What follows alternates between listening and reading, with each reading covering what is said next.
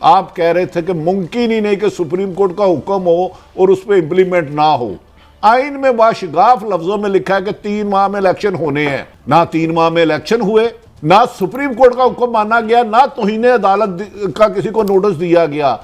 بھٹی صاحب ایک چیز تو میں اعتراف کروں گا کہ میرے وہ کہتے ہیں نا امیجنیشن، انگریزی میں فیلئر آف انٹیلیجنس ہو گئی ہے. 9/11 کے بارے میں کہتے تھے وہ جو نکل کے لڑکوں نے جہاز لے کے اڑا کے اور جا کے مار دیے تھے ٹوین ٹاورز میں، تو وہ کہتے تھے یہ فیلئر آف انٹیلیجنس ہے، فیلئر آف امیجنیشن ہے، یہ امیجن ہی نہیں کیا جا سکتا تھا جو انہوں نے کارنامہ کیا. میں تو سچی بات ہے امیجن ہی کر سکتا تھا، تصور ہی نہیں کر سکتا کہ اس طرح بلیٹنٹلی سپریم کورٹ کی وائلیشن ہوگی. اور وہ بھی کریں گے، لا منسٹر اور انٹیریئر منسٹر اور ڈیفینس منسٹر وہ صاف ہی کہیں گے کہ جی ہم نہیں مانتے، ہم بینچ کو بھی نہیں مانتے اور فیصلہ کیوں اس کا مانے. یہ میرے تصور میں ہی نہیں تھا. میں آپ کو یہ بتا دوں، میں کوئی 342 کے بیان کے مندرجات تو میں نے نہیں سنے، پر وہ یہ سنا ہے 2 علیحدہ ویوز ہیں. ایک عطاءاللہ تارڑ صاحب دے رہے ہیں جنہوں نے کہا ہے کہ انہوں نے کسی بات کا جواب ہی نہیں دیا، اور ایک دے رہے تھے 2 جو آپ کی چینل سنے ہیں ان پہ ایکسپرٹس اور ایک رپورٹر،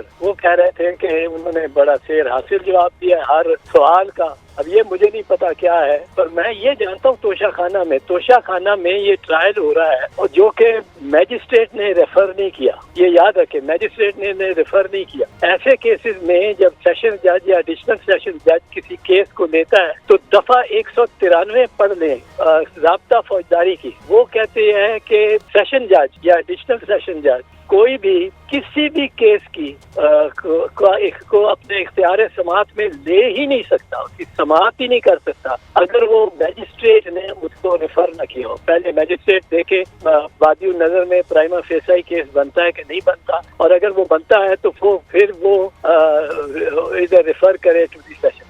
اب اس میں لکھا ہوا ہے کہ shall not unless referred to. اب یہ بڑا وہی نیگیٹو امپیریٹو آ گیا ہے جو ضابطہ فوجداری میں کیا ہے. اچھا، اب یہ مجھے علم ہے، یہ کافی دیر سے میڈیا پہ آ رہا ہے. چیئرمین ہے تحریک انصاف کے، وہ مانگ رہے ہیں کہ جی وہ اس اختیار سماعت، عدالت کے اختیار سماعت پر اسی 193 سیکشن پہ انحصار کر کے وہ مانگ رہے ہیں کہ جی یہ عدالت نہ سنے، یہ عدالت کو اختیار سماعت ہے ہی نہیں، وہ شیل ناٹ کا لفظ ہے. تو اس پہ ہائی کورٹ نے بھی نہیں کوئی اس کو ریلیز دی. تو اس میں کوئی شک نہیں ہے کہ زیادتی ہوگی، کس کی جانب سے کرائی جا رہی ہے اس کو آپ چھوڑیں، بالکل زیادتی ہوگی، کیونکہ اس میں قانون بڑا کلیئر ہے. اور قانون یہ بھی کہتا ہے اس پہ کوئی 50-100 ججمنٹس ہوں گی عدالت عالیہ اور عظمیٰ کی کہ اگر کوئی بنیادی اعتراض ہو اختیار سماعت پر، کسی عدالت کی اختیار سماعت پر، تو سب سے پہلے اس کا فیصلہ ہوگا کہ اختیار ہے بھی کہ نہیں،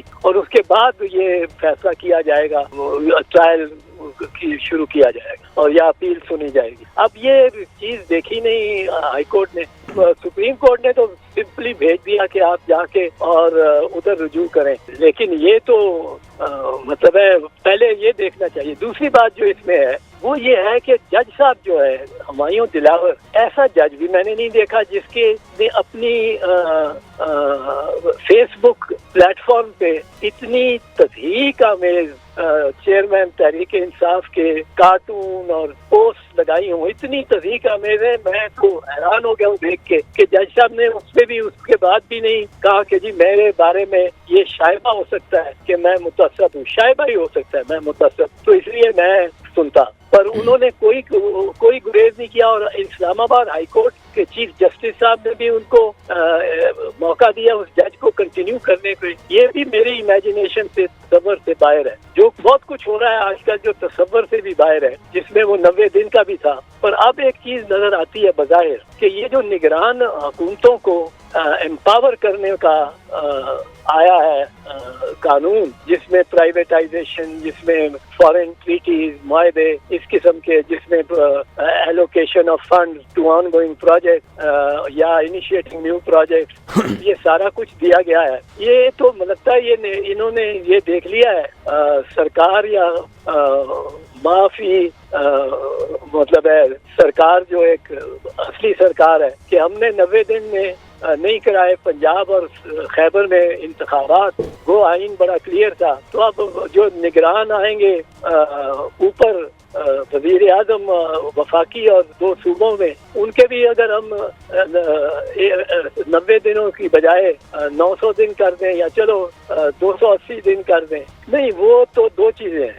एक अभी जो केस चल रहा है वो ये है कि आपने डिक्लेयर नहीं किया, या आपने अभी लेने का हासिल करने का केस नहीं चला रहे, वो सिर्फ डिस्क्वालिफिकेशन के लिए चला रहे हैं कि आपने ये डिक्लेयर नहीं किया। वो उसका जवाब है कि डिक्लेरेशन में मौजूद है, जो भी डिक्लेरेशन दी है उनमें वो रकूम उन्होंने बताई है। अब उसके बाद मुझे नहीं पता ये मेरिट पे क्या करेंगे, पर जज साहब, इन जज साहब को तो सुनना ही नहीं चाहिए। आपने देखा मंसूर अली शाह साहब ने एक प्रेसिडेंट क्रिएट किया है और कितना हसास उन्होंने एक दिन कहा मेरे पे कोई एतराज है किसी को, क्योंकि मेरे जवाद ख्वाजा साहब की जिम्मेदारी है, जो दूसरे पिटिशनर हैं मेरे साथ,